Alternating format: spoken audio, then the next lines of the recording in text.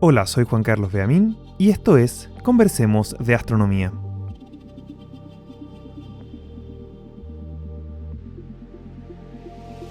El universo no es estático. Una frase que quizá te parezca obvia, pero que ha tomado milenios para que siquiera podamos abordarla de manera científica. Sabemos que el universo antes era más denso y estaba más caliente. Si retrocedemos el tiempo lo suficiente, llegaremos a un punto donde la densidad era tan grande que la materia y la luz parecían inseparables. ¿Qué información nos entrega la primera luz que logró escapar de esta constante interacción con la materia? ¿Y qué rol juega la materia oscura en entender el origen y evolución del universo? Eso es lo que te contaremos en el episodio de hoy. Conversamos junto con el doctor en astrofísica Cristóbal Sifón sobre el fondo cósmico de microondas y cómo entender esto nos acerca un poco más a entender y descubrir qué podría ser la materia oscura. Bienvenidos a este sexto episodio sobre la intrigante materia oscura.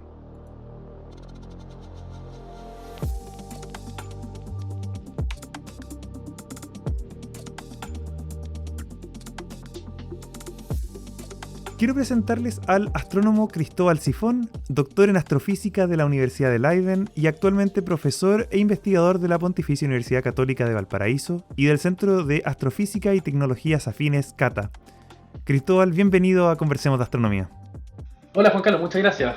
Un placer estar acá. Bueno, ya hemos conversado en los episodios anteriores sobre cómo se ha descubierto la materia oscura, algunos candidatos como los machos y algunos efectos que podemos ver como la rotación de las galaxias, los lentes gravitacionales e incluso el movimiento sobre las galaxias o el de las galaxias en los cúmulos de galaxias. Pero hoy la idea es ir al origen del universo para entender qué rol ha jugado la materia oscura a lo largo de toda la evolución del universo. En breves palabras, ¿nos podrías contar cómo entendemos el comienzo o origen del universo?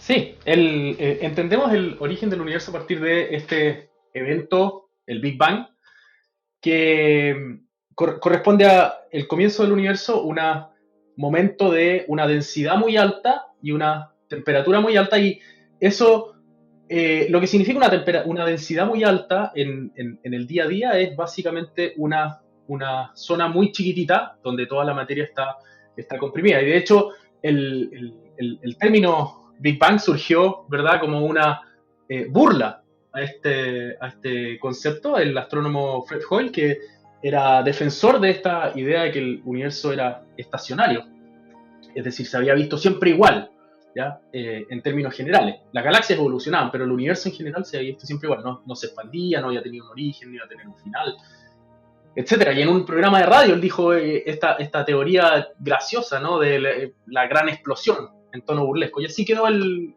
nombre. Entonces, bueno, no es una explosión como la entendemos, es el comienzo de la expansión del universo a partir de un punto de densidad muy alta. No es una explosión dentro del espacio, sino que es la expansión del espacio mismo. Y entonces, a partir de esta densidad muy alta, al comenzar a expandirse el espacio, se empieza a enfriar.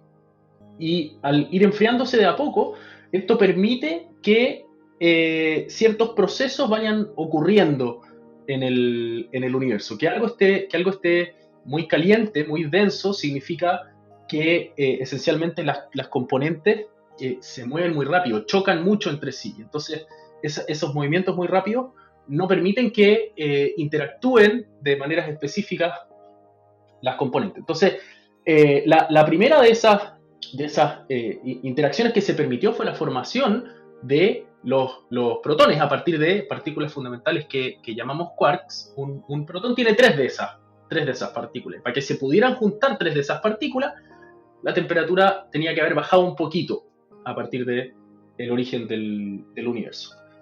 Y entonces se pudieron formar los protones, pero la densidad seguía siendo tan alta que estos protones ya formados y los electrones, que son partículas fundamentales del universo, interactuaban constantemente, chocaban constantemente con los fotones, que son las partículas de luz. Y entonces el universo temprano, en sus orígenes, vivió en una suerte de sopa cósmica, un fluido que estaba mezclada la luz con la materia. Y esto es imaginarse como estar en una niebla muy, muy densa. Entonces uno no logra ver a la persona que está al lado en esta niebla. Y eso es y eso es porque la luz que viaja desde esa persona no alcanza a llegar a mi ojo, sino que choca con las partículas de la niebla antes de llegarme y sale en otra dirección.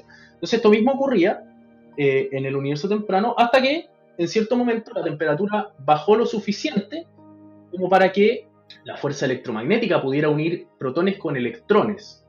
Y eso lo que hizo fue esencialmente vaciar el universo desde el punto de vista de la luz.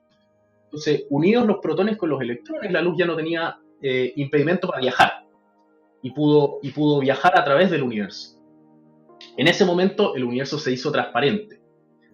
Y ese momento en que los fotones por fin se liberaron es lo que hoy llamamos el fondo cósmico de microondas, que es la primera luz del universo. Bueno, eso es lo que entendemos hoy día, pero ¿siempre fue así? ¿Se descubrió primero observacionalmente? ¿Se predijo de forma teórica? Porque esta historia no pudimos observar antes. Sí, esa historia también es interesante. Había dos ingenieros trabajando en Estados Unidos desarrollando antenas de radio para comunicaciones. Y esto no recuerdo la fecha exacta, pero entiendo que unos 10 años después de la famosa burla de Fred Hoyle, en los años 60. Y resulta que se encontraron con que no importaba lo duro que trabajaran en su antena, la antena tenía un ruido de fondo que les molestaba o que estaban tratando de disminuir para mejorar las comunicaciones. Y no importaba lo que hicieran, no podían eliminar este ruido de fondo. Y no importaba dónde miraran, en el cielo o incluso en la Tierra, este ruido de fondo persistía. Lo que hicieron entonces, tenían este problema, después de conversarlo con todos sus equipos de ingenieros, no lo podían resolver, fueron a conversar con físicos en la Universidad de Princeton, cerca de donde estaban ellos, y les dijeron, mira, tenemos este problema, a ver si nos ayudan. Y estos físicos, liderados por Dickinson, dijeron, sabemos de qué se trata, y no se van a poder liberar de ello. Y justo estos físicos en Princeton estaban desarrollando esta idea de que debía existir un fondo de luz en ondas de microondas, justamente, que sería el remanente del Big Bang, como lo describimos recién. Y estaban tratando de justamente construir un instrumento que les permitiera detectar ese fondo, y aparecieron estos ingenieros que lo habían detectado sin tener idea de qué se trataba. Entonces, el descubrimiento corresponde a los ingenieros, pero los físicos fueron los que le dieron una explicación a este descubrimiento y publicaron sus trabajos, uno teórico y uno experimental, juntos en la misma revista en 1965, y los ingenieros se ganaron el premio Nobel por el descubrimiento en los 70. Los físicos no les llegó. Así que aquí vino una observación antes de que estuviera la teoría madura. Pero es súper interesante, o sea, cómo estaban buscando algo y se encontraron. Pero tampoco fue que los ingenieros no supieran nada. En realidad, igual ellos, si le fueron a preguntar al departamento de física, sabían que algo podía haber ahí. Es interesante esa parte de la historia. Ahora, bueno, concentrándonos ya en la parte más quizá técnica de fondo cósmico de microondas, ¿por qué nos debería interesar a nosotros hoy día? Ya, está bien, existe esta luz que parece que está en todas partes del universo. ¿Qué nos indica? Bueno, nos enseña las condiciones del universo temprano. Esta luz, esta primera luz, esta transparencia del universo ocurrió 380.000 años después del Big Bang. ¿Ya? El universo hoy tiene, redondeamos en 14.000 millones de años, ¿verdad? Y esto ocurrió 400.000 años, o sea, en el comienzo de la historia del universo. Y la luz que escapó estaba justo antes de este momento interactuando, como decíamos, con la materia del universo. Y entonces, ¿qué significa interactuando con la gravedad del universo? Y entonces, ¿cómo esa interacción de la luz con la gravedad está plasmada en esta luz de fondo? O sea, un fotón que está escapando digamos, alejándose de un potencial de gravedad, está perdiendo energía en este escape, y un fotón que está entrando está ganando energía. Entonces, esas pequeñas diferencias de energía se traducen en diferencias de temperatura de los fotones. Y podemos medir esas diferencias de temperatura. Entonces, hacer un mapa de este fondo cósmico microondas nos enseña sobre, esencialmente, la distribución de materia en el universo temprano, que la podemos, obviamente, de distintas maneras contrastar con el contenido de materia en etapas más posteriores del universo y aprender un montón sobre la composición del universo de luz, de materia y su evolución en el tiempo también. Cuando dices que podemos contrastarla con cosas en tiempos posteriores, ¿te refieres a poder comparar el fondo de microondas con cúmulos de galaxias u otras estructuras así? Claro, claro. Por ejemplo en términos bien generales, estas diferencias pequeñas diferencias de temperatura en la luz que decíamos, esto es mirando una región versus otra, o sea, en distintas direcciones del cielo, este fondo de microondas va a tener temperaturas ligeramente distintas. Y de eso, como decía, podemos aprender cuánta materia había en ese universo temprano y más o menos cómo estaba distribuida. Y eso mismo podemos venir a preguntarlo en el presente, digamos, o en tiempos posteriores, observando, por ejemplo, cúmulos de galaxias, galaxias también, y todo tipo de estructuras, y entonces ver, por ejemplo, si es que lo que nos sugiere ese mapa del universo temprano corresponde o tiene sentido a la luz de lo que nos sugiere el universo tardío también. Tú mencionaste recién que estos ingenieros estaban haciendo unas antenas, digamos, para comunicaciones y se toparon con este ruido de fondo. ¿Se necesita alguna clase de telescopio especial? Porque los otros estaban pensando en cómo detectarlo, pero no son telescopios como el que uno está acostumbrado, con los lentes, el típico que sale en una foto, una persona observando. ¿Qué clases de telescopio usan ustedes para hacer estas investigaciones? Claro, no, estos son las ondas con las que estamos tratando son ondas que tienen una longitud de onda del orden de 1 milímetro. Las longitudes de onda ópticas, que son las que podemos ver con los ojos, tienen del orden de 1 micrón o un poquitito menos. O sea, son ondas 1000 veces más cortas que estas ondas de microondas. Y entonces las ondas ópticas que podemos ver nosotros en los colores y que por lo tanto cuando nosotros miramos un espejo, vemos reflejadas esas ondas y por eso es que podemos ver imágenes en el espejo, lo mismo a través de una lente, etcétera. Pero estas son ondas de otro tamaño, mucho más grande, y por lo tanto no se reflejan en un espejo convencional, sino que se necesita algo que se parece más a una antena de radio, que son estos platos gigantescos que reciben ondas todavía más grandes, centímetros, metros incluso. Entonces visualmente es más parecido a una antena de radio que a un espejo convencional. ALMA es el ejemplo más, el observatorio ALMA es el ejemplo más conocido de estos telescopios de ondas de milímetros. Y en tu caso, ¿qué has usado ALMA, por ejemplo, para observar esto? ¿Usas otros?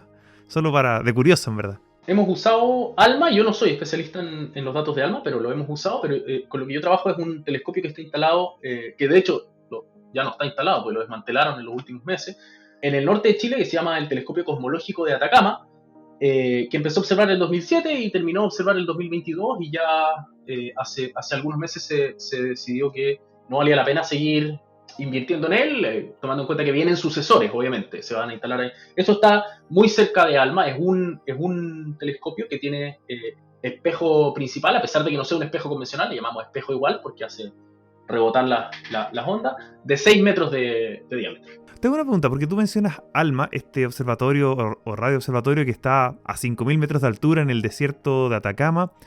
¿Por qué tienen que irse tan arriba? Los otros observatorios en Chile, por ejemplo, están a 2.400 metros, 1.700 metros, los clásicos Tololo, La Silla, Las Campanas, Paranal. ¿Qué tiene de especial que también colocaron este observatorio de ondas de radio tan arriba? Ondas de distintos tamaños interactúan con distintas componentes. Y en particular estas ondas del orden de 1 milímetro son absorbidas muy fácilmente por el vapor de agua. Y entonces necesitamos ir a estas alturas. ALMA está a 5.500 metros, creo. El ACT está a 5.200, el telescopio cosmológico de Atacama, este que digo. Y esto es porque necesitamos esquivar todo el vapor de agua que sea posible.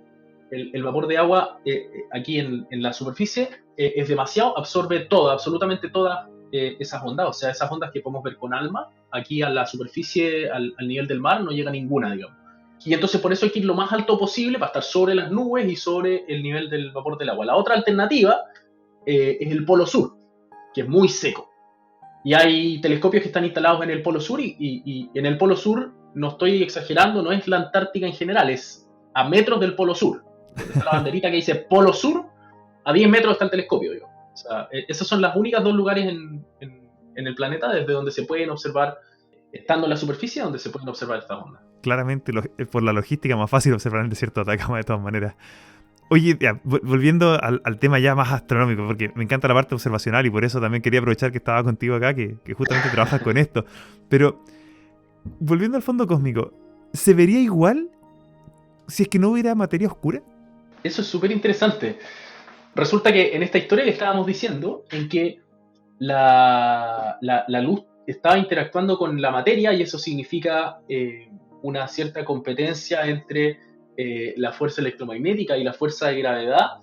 La materia oscura tiene una propiedad que no es que la hayamos inventado a priori, sino que surgió obviamente de de todos los experimentos, pero tiene la propiedad de que no interactúa con la luz. Y le llamamos materia oscura porque solo la podemos inferir a partir de sus efectos gravitacionales.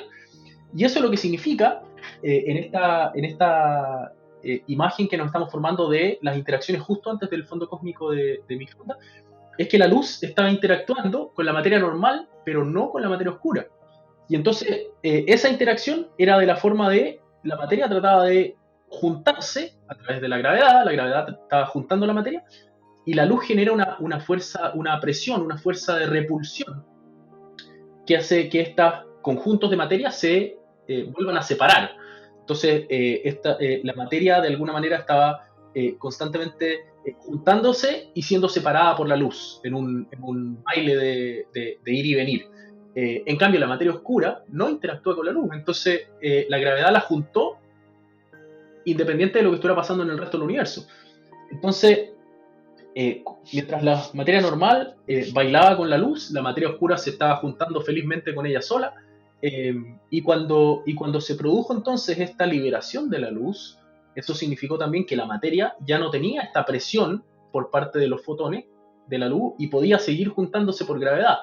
Pero la gracia es que la materia oscura ya llevaba tiempo juntando gravedad, y entonces cuando la materia normal pudo seguir siendo atraída por la gravedad, fue atraída por estos potenciales mucho más grandes que ya había formado la materia oscura. Entonces, otra manera de decirlo es que si la materia oscura no hubiera estado, se hubiera demorado mucho más en formarse la estructura que vemos hoy en el universo, porque la materia normal habría tenido que empezar a juntarse en ese momento de a poquito.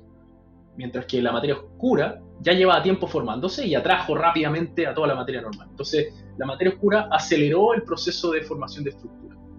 O sea, quizás si lo quisiéramos visualizar es como cuando pasa una aplanadora así armando el camino para que después puedan seguir los autos de manera más tranquila, sin tanto sobresalto. En ese sentido fue como una semilla que finalmente de ahí se formaron las estructuras, como tú dices, los cúmulos, los supercúmulos de galaxias que vemos hoy día, algo así. Está buena esa analogía. La alternativa hubiera sido como que los autos hubieran tenido que aplanar la calle a medida que iban pasando nomás. Claro. ¿Verdad? Eso hubiera sido sin materia oscura, digamos. Bueno, la calle se aplana cuando pasen los autos. Mientras que la materia oscura es esta aplanadora que dices tú que ya le aplanó el camino a los autos para que pasen sin problema. Está buena la analogía. Y gracias. Y en ese caso, entonces, podríamos decir, nosotros veríamos, si no existiera la materia oscura como las propiedades que nosotros creemos que tiene, entonces el universo como lo vemos hoy día estaría como un estado más tardío. Las estructuras grandes no habrían sido capaces de crecer tanto como han crecido hasta ahora. Exacto. Y por lo tanto, creo que vuelve a ser clave también entonces observar, y para que quienes están escuchando quizá este episodio por primera vez, puedan ir a los episodios que hablamos con Jorge González hace unos 5 o 6 episodios, y también el de Cúmulos de Galaxias, porque ahí explicamos justamente la evolución y cómo se estudian esas galaxias con telescopios como el James Webb o como otros telescopios que nos permiten justamente mirar al pasado. Así que ahí paso el dato por si no los han escuchado todavía, para que puedan entender esta idea que está planteando acá Cristóbal. Nueva pregunta, porque ya sabemos entonces que se formó este fondo cósmico de microondas, sabemos que sin materia oscura sería completamente distinto. Sería distinto con respecto a qué, cómo nos permite la teoría, por ejemplo, o cómo nos permite el fondo cósmico contrastar las teorías de cómo funciona el universo. Bueno, nosotros podemos escribir las ecuaciones de cómo interactúa la luz, esas son las ecuaciones de Maxwell, de electromagnetismo, cómo interactúa la materia, que tiene la gravedad y cómo interactúa una con otra. ¿Ya? Toda esa es decir, la materia también interactúa electromagnéticamente, digamos. Entonces podemos escribir esas ecuaciones y entregárselas a un computador, y ese computador nos puede decir cómo se vería justamente esta distribución de diferencias de temperatura en el cielo, en ondas de microondas. Y luego a esas ecuaciones le podemos agregar una componente adicional que le llamamos materia oscura, pero es esencialmente alguna componente que tenga gravedad, pero nada más. Y eso lo que hace es justamente, bueno, posteriormente es acelerar la formación de estructuras, pero eso hace que haya más gravedad de la que habría de otra manera. O sea, esta gravedad por la que se atraen la materia normal en este baile con los fotones es mucho mayor si es que hay materia oscura que si es que no. Entonces, eso tiene un impacto sobre la distribución, es decir, la luz ahora tiene que escapar gravedad más fuerte que si no hubiera materia oscura. Entonces, eso lo podemos contrastar. Los modelos estos los podemos escribir en un computador y generar predicciones de cómo se vería el cielo con más materia oscura o menos materia oscura, digamos. Qué buena. Y así, bueno, ir descartando o poniendo a prueba la teoría y así avanzando en la ciencia, que es tan interesante el proceso, digamos, porque obviamente con mejores observaciones se van descartando. Te quiero llevar ahora a quizá uno de los temas que tú también investigas en tu día a día. Estuve leyendo por ahí que, por ejemplo, tienes investigaciones con algo que se llama el efecto Sunyaev-Seldovich, que hasta donde puedo repasar tiene que ver un poco con la interacción de los fotones del fondo cósmico de microondas con las estructuras, con los cúmulos o con la luz, con los electrones, perdón. ¿Nos puedes contar un poquito más de qué se trata y cómo se aplica esto a la astronomía? Sí, claro, no, esto va justamente a eso que decíamos de la luz de ese fondo cósmico interactuando con las estructuras después. Entonces estos fotones están viajando en todas las direcciones y desde todas las direcciones, y en ese viaje interactúan obviamente con las estructuras que se van topando. Han hablado en episodios anteriores del efecto de lente gravitacional. Esa es una de las interacciones que tiene el fondo cósmico con la estructura. Y otra es una interacción que no es gravitacional, la que mencionas tú, el efecto Sunyaev-Seldovich, sino que en los cúmulos de galaxias, como han discutido en el episodio, existe este halo de gas que permea al cúmulo de galaxias, es decir, que ocupa todo el volumen, que son protones y electrones esencialmente, y que dada la temperatura están separados. Justamente esto que conversábamos en el fondo cósmico microondas, lo mismo ocurre. O sea, la temperatura, es decir, la energía es tan alta que no se logran juntar electrones y protones.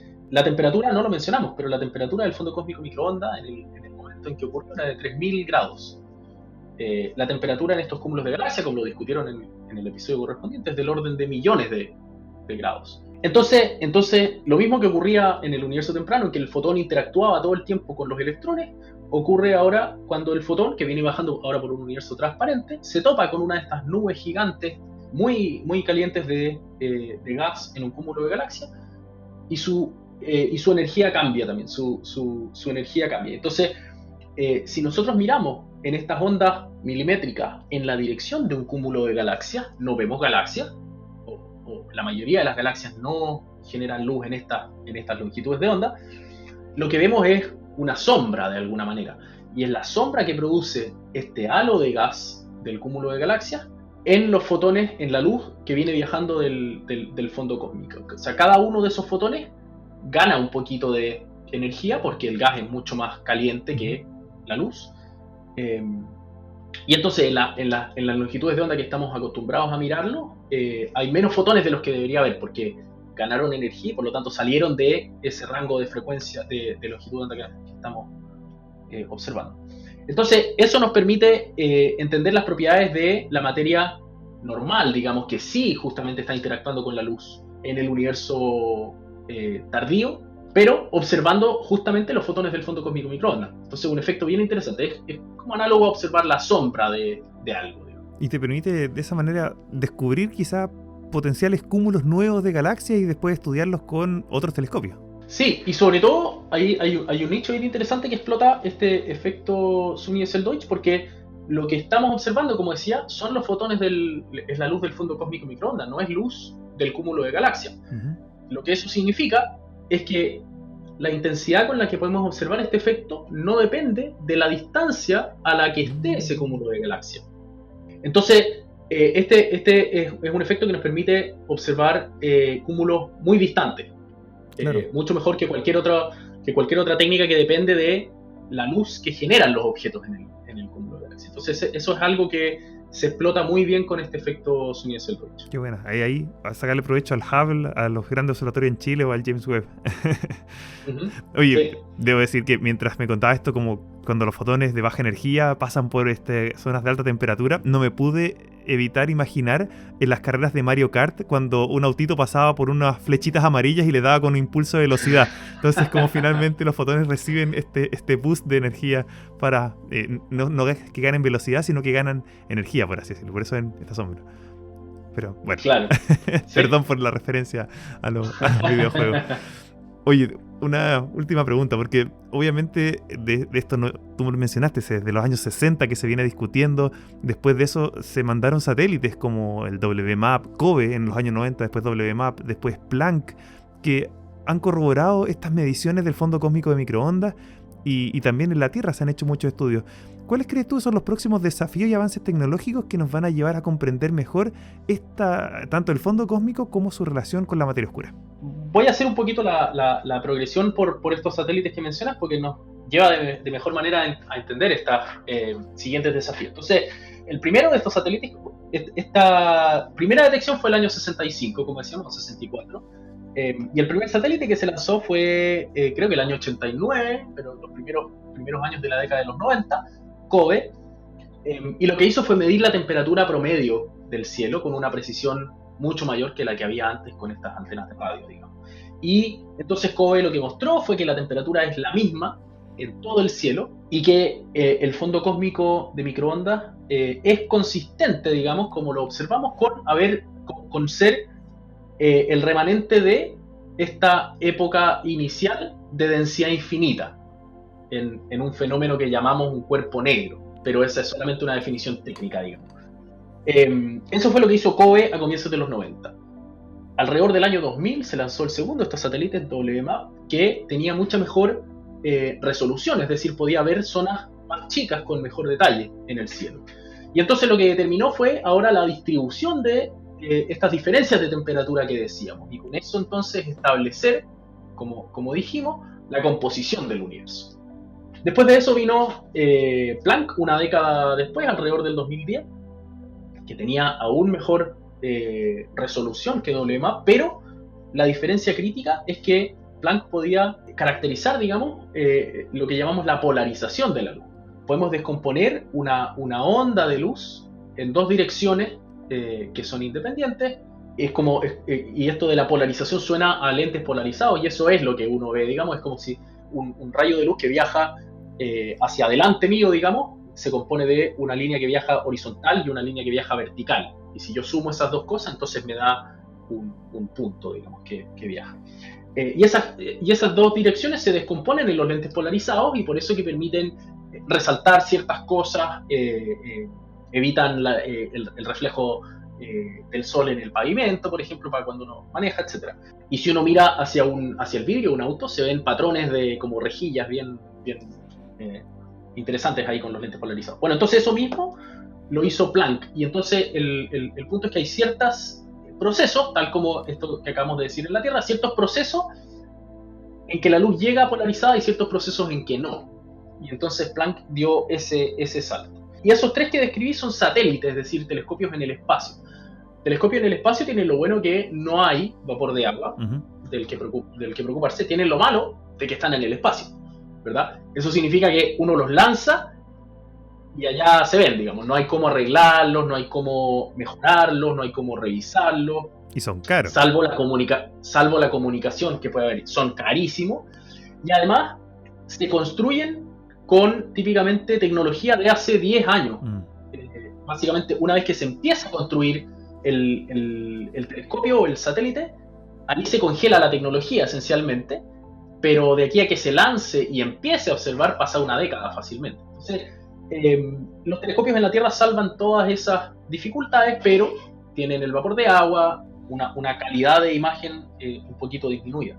Pero bueno, entonces aún así en eso es lo que se está avanzando ahora, en telescopios en la Tierra más avanzados que permitan ver zonas cada vez más chicas del cielo. Y entonces ahora ya poder empezar a ver con más detalle justamente estas interacciones del fondo cósmico de microondas con la estructura que vino después, a través del efecto lente gravitacional y a través del efecto Sunyaev-Seldovic, sobre todo, digamos, esos dos dominan. Eso nos va a permitir establecer con mayor precisión si es que hubiera otros componentes medio exóticas del universo. Lo fue la materia oscura inicialmente. Se está tratando de establecer las propiedades de estas partículas medio extrañas que llamamos los neutrinos, que los produce el Sol, pero también los produjo el Big Bang. Y eso se puede contrastar con experimentos que se hacen en la Tierra directamente, justamente estudiando los neutrinos como los que produce el Sol, etc. Y avanzar también en medir las propiedades de los objetos mismos que están generando estas interacciones. O sea, usar el fondo cósmico microondas para establecer las propiedades de, por ejemplo, los cúmulos de galaxias, o de las galaxias que están en el camino, o de lo que hay entre medio también. Entonces, eso es lo que viene, y decía que el telescopio cosmológico de Atacama ya no funciona, ya lo desmantelaron este año, pero ese sitio va a ser el mismo sitio del sucesor, que se llama Observatorio Simons, que lo financia un filántropo estadounidense que se llama Jim Simons, y que va a empezar a operar seguramente el próximo año, y va a estar ahí los próximos 10 años, digamos, funcionando. Así que esos son los siguientes pasos, y para allá vamos. Excelente, poder realmente ahí descubrir en qué está la materia oscura, uno de los problemas más actuales, y que probablemente al observar lo que pasó hace 13.500 millones de años o 13.800 millones de años pueda darnos buenas pistas de su naturaleza. Cristóbal, te quiero dar muchas gracias por el tiempo que te has dado, por también las explicaciones y llevarnos a conceptos, algunos bien abstractos, pero de una manera que se pueda entender. Solo para recordarles, Cristóbal Sifón es doctor en astrofísica, trabaja en la Pontificia Universidad Católica de Valparaíso y también es investigador del Centro de Astrofísica y Tecnologías Afines CATA. Muchas gracias, Cristóbal, por estar acá. Muchas gracias a ti, Juan Carlos. Espero que haya sido provechoso. Gracias a ti por darte el tiempo también de difundir este tipo de ideas que para nosotros son muy interesantes, pero a veces nos cuesta un poquito más hacer eso que estás haciendo tú. Así que muchas gracias a ti también. Es un placer, nos estamos viendo. Chao.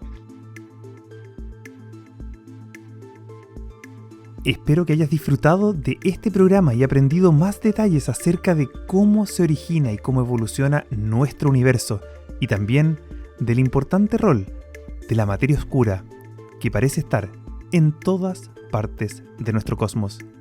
Pero esto todavía no ha terminado. Aún nos queda saber dónde explorar posibles avenidas para encontrar la materia oscura. Seguiremos en los próximos episodios analizando diversas aristas, incluidas la búsqueda en los aceleradores de partículas como partículas fundamentales de materia oscura. Soy Juan Carlos Beamín y esto fue un nuevo episodio de Conversemos de Astronomía.